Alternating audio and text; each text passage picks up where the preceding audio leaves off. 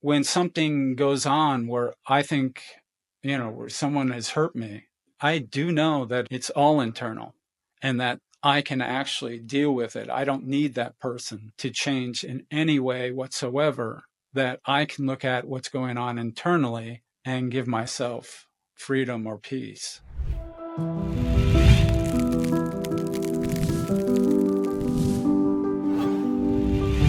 Hi, my name is Lauren Strauss, and welcome to the Family Disappeared podcast.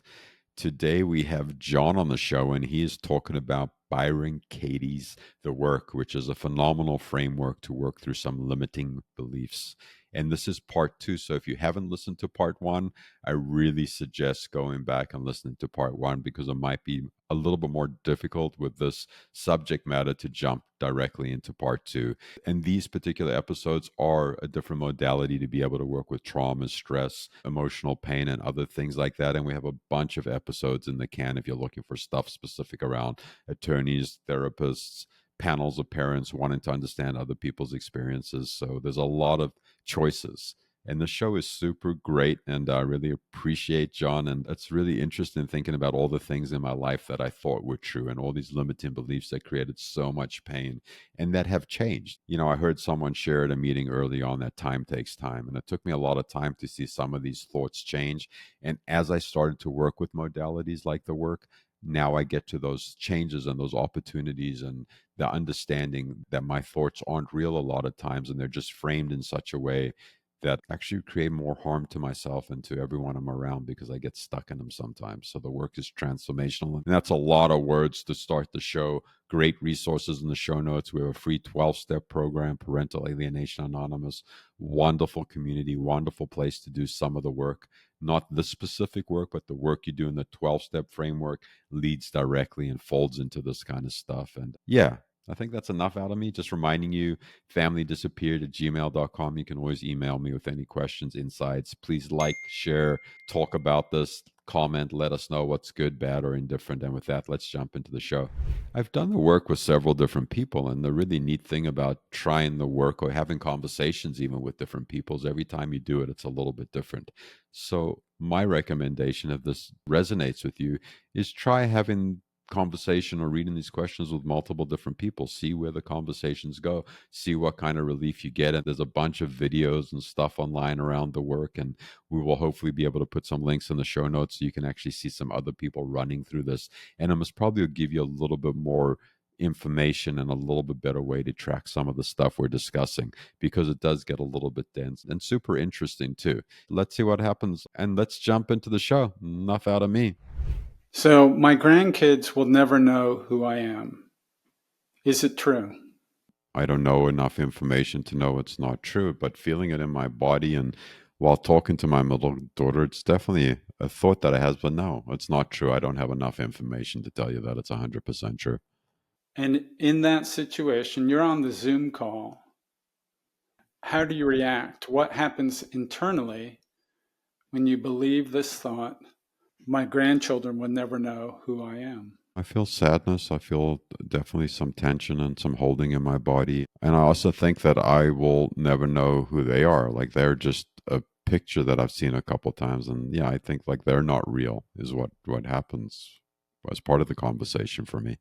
On the Zoom call, how do you treat your daughter when you believe this thought? My grandchildren will never know who I am.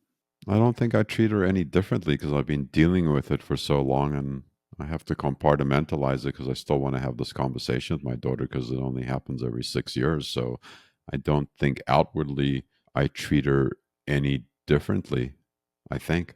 And where do you feel it in your body when you believe this thought? Yeah, definitely feel some pressure in my chest when I believe that my grandkids will never know who I am. I feel tightening in my throat. I feel some emotion in my eyes. Definitely like kind of like a suffocating feeling in my throat, like it feels a little bit harder to breathe, I think is the main place that I'm feeling something. And so, in this situation, you're there on the Zoom call. Who would you be without this thought? My grandchildren will never know who I am. I'm still my middle daughter's father. I'm still Lawrence. I'm okay. Life is okay. Nothing really has changed. The thought is definitely creating some anxiety and fear and emotions and stuff like that, but I'm still the same person. And so turn the thought around. My grandchildren will never know who I am. My grandchildren will never know who I am. I will never know who my grandchildren are. Yeah, just as you're talking to your daughter, I will never know who my grandchildren are. Well, the example would be, it's like if it's their birthday or something, I'm not seeing how they react, how they talk. I'm never ever going to see my grandson being born or my grandson being 1 year old. It feels super real. And let's look at another turnaround. How about if you put yourself on all of it? I will never know who I am. Mm-hmm. Okay. I will never know who I am. But it's super not true. I'm learning about myself and loving myself and finding out all different components of myself. And in the context of in the telephone call, can you find any example of I will never know who I am? Not really. I feel super embodied. I feel like I really showed up on the call, that I let the call unfold and didn't really need to control it or change it. So I fully actually felt like I showed up knowing who I was. I didn't create any additional harm or do anything that I would have done in the past and have done in the past. Good. And so you're not finding any truth in that turnaround, which is fine. Yeah, in the turnaround. And I've done so much work to get to that point. But if I would have been doing the same turnaround 2 years ago, 5 years ago, 10 years ago, there would have been so much stuff that I would have found that I would have created just in that conversation, Mm-hmm. Good. One thing that I do is if I'm, looking at, I think I'm the worst parent in the world, I go back to that question of how do I react when I think that she thinks I'm the worst parent in the world? Well, how did I treat her? I shut down. That's where I'm the worst parent in the world internally, Right. or I Okay. think I'm the worst parent because I'm shutting down, etc. Got it. So yeah, when we're thinking that they think that I'm the worst parent, and I'm thinking that the shutdown, the being unavailable emotionally to them and to others, you know what I mean? Even though the thoughts with them, it affects every single relationship in my life. Yes, that's super useful when I look at that, because the other relationships I have in my life suffer a lot when I believe that thought. Yeah, so one turnaround is I'm the worst parent in the whole world when I believe that my daughter thinks I'm the worst parent. And what would be another turnaround with that? I think she's. The worst daughter in the whole world? Mhm. Well, yes. Yeah, like I think she's the worst daughter in the whole world. And would a turnaround also being like I think she's the most narcissistic person in the whole world, or does it need to be specific to the question? Keep the wording the same. Okay. Okay. I You think know. she's the worst daughter in the whole world. And I don't believe that. But I do feel it coming up as part of a regurgitation or a reaction, definitely. And just looking in that context, how do I look at her? How do I see her when I think she's thinking I'm, because of course you don't think she's the worst daughter in the world. And in that context, do you see what I'm saying? In the context of where you're thinking, Yeah, because she has this negative thought about me, then I'm having this negative thought about her. right, exactly. You were finding it. It was fine. I was just trying to keep it in the context of this thought. When I'm having this thought and I'm seeing these images of her and how she's walking away from me, or I'm seeing those images, that's where I think she's the worst daughter in the world. Okay, so then once I have this turnaround and I'm thinking she's the worst daughter in the whole world within that context, then what's the next step on the process? Move to the next thought. Okay. So once I can see my projection about her being this really bad person in this situation because she has these thoughts about me, then I'm going to feel some kind of relief. I'm going to feel some kind of freedom. I can see like it's just a thought that doesn't really have anything to do with reality. I don't know how internally it's going to work for you. For me, sometimes it's like, oh, wow, it was me creating this whole reality. She's just walking away. I'm putting it back in the street. But in my mind, I'm creating this whole thing that she thinks I'm the worst parent in the world. And I created this whole world and she's just walking away. So that, for me, there's a freedom in that because it's internal.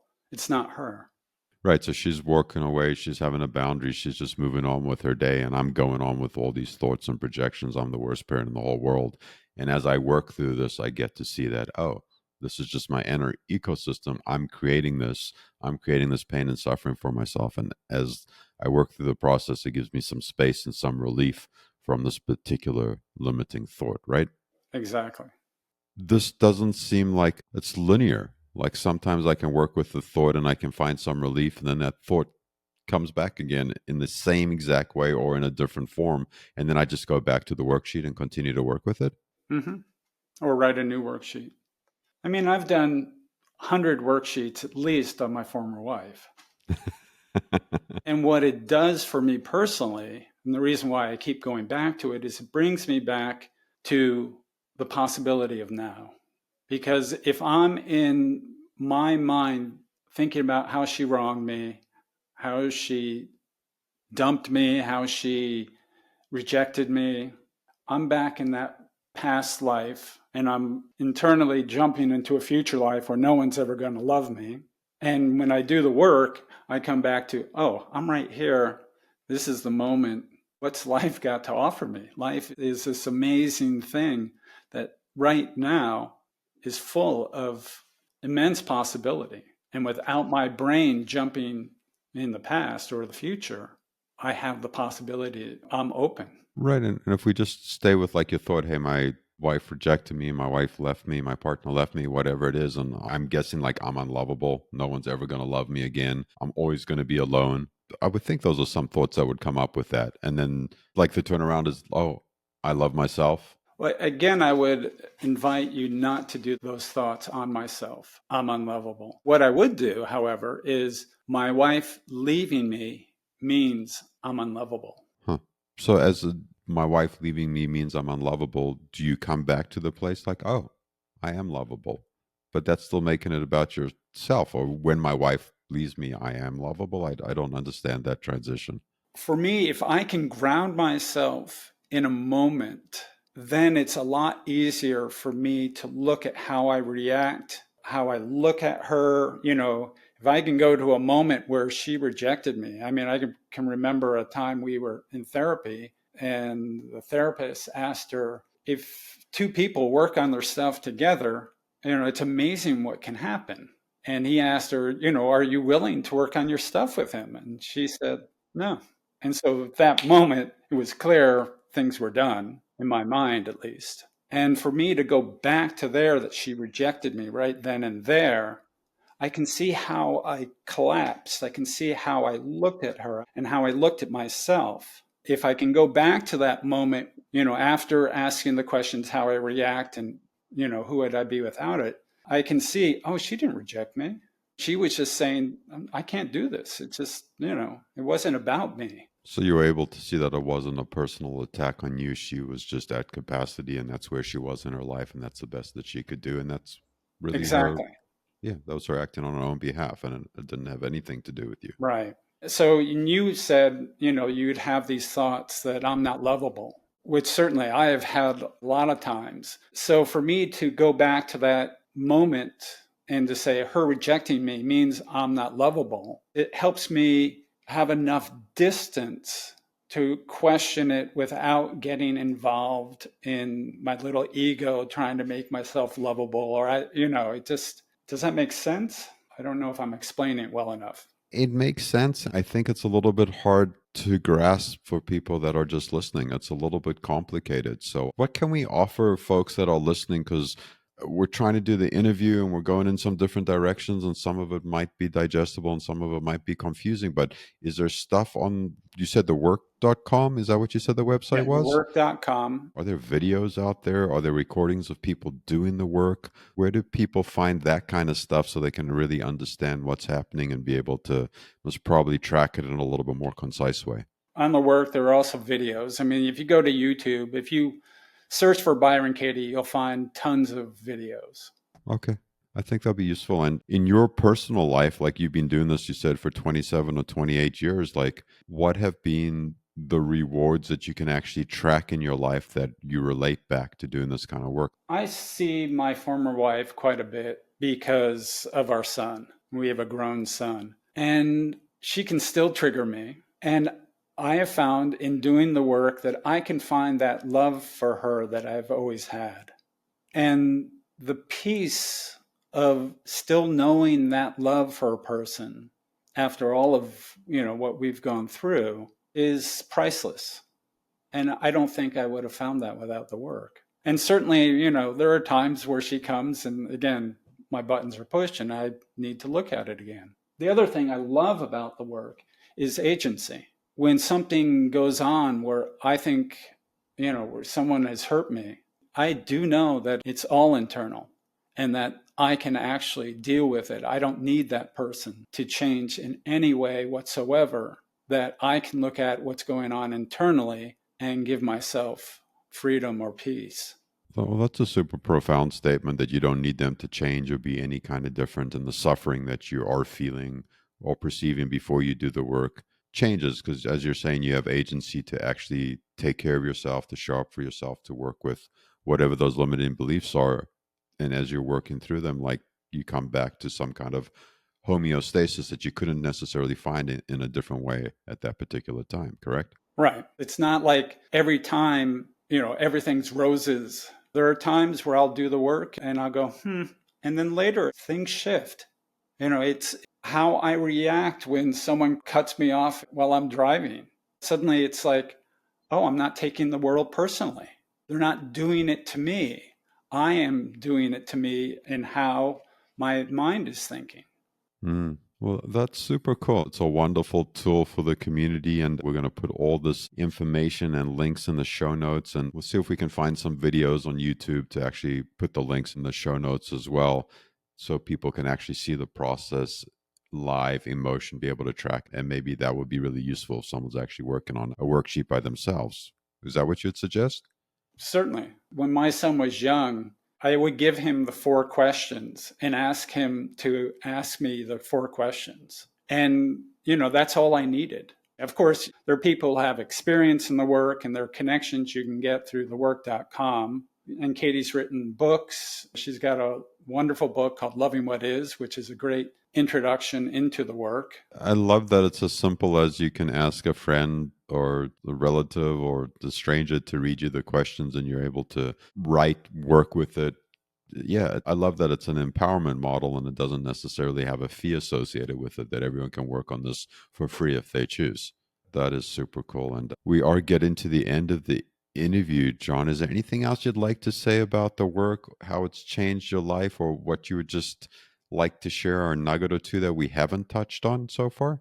I've literally seen people's lives radically alter in doing the work. There's a friend of mine, she was estranged from her brother for many years. And in doing the work, I watched her internal change. And eventually there was reconciliation, but primarily it was a reconciliation inside herself.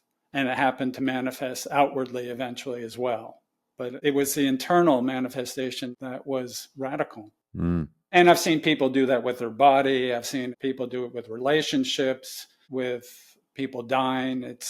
And I would say it's not for everyone. I don't think it's the be all and end all. There are many different modalities in this universe, in this world. And for me, it just allowed me to continually every day go, oh, if things aren't working, I have a place where I can go. And sometimes I ignore that. I still have that denial self where I push it down and I ignore it. And then finally it's like, okay, it's time to take a look. That's beautiful. And I think that's a wonderful place to wrap up the interview. And just with you reflecting back on, your friend with going through the estrangement, and actually the agency was within her, was never somewhere outside of her. And once she reconciled that, it created space for her to have a relationship with her brother. And I love talking about death, talking about our relationships to our body or any other emotional thing, that all these things can get transformed. And this is an accessible and affordable access point. So that's a beautiful place to wrap up. And John, thanks for taking a couple minutes and coming out to say hi and sharing some of your experience and wisdom with the community. And thank you. You're very welcome. Thank you for having me. Super cool. Yeah, I love some of the stuff that John got into. I love the idea, like right at the end, John brings up the idea that, hey, my daughter's never going to talk to me again. And then she asks another question or says something else. And it's just so interesting how I had these ideas that are finite, that this is how it's going to be and this is how it's going to end, instead of this infinite idea that there's an expansiveness and there's other opportunities that I'm going to have. And I say this for parents, grandparents, children that are struggling, that they're never going to talk to their parents or grandparents or parents ever again, that this is limiting and it does change and it does take a lot of work. And the work by Byron Katie is another access point. So I hope this was useful. I'd love to hear if it was or wasn't useful, because I want to bring more modalities on here to share with folks so you have more resources. And thanks for coming out to play today. Bunch of great stuff in the show notes. Just reminding you, everything that John spoke about will be in the show notes today.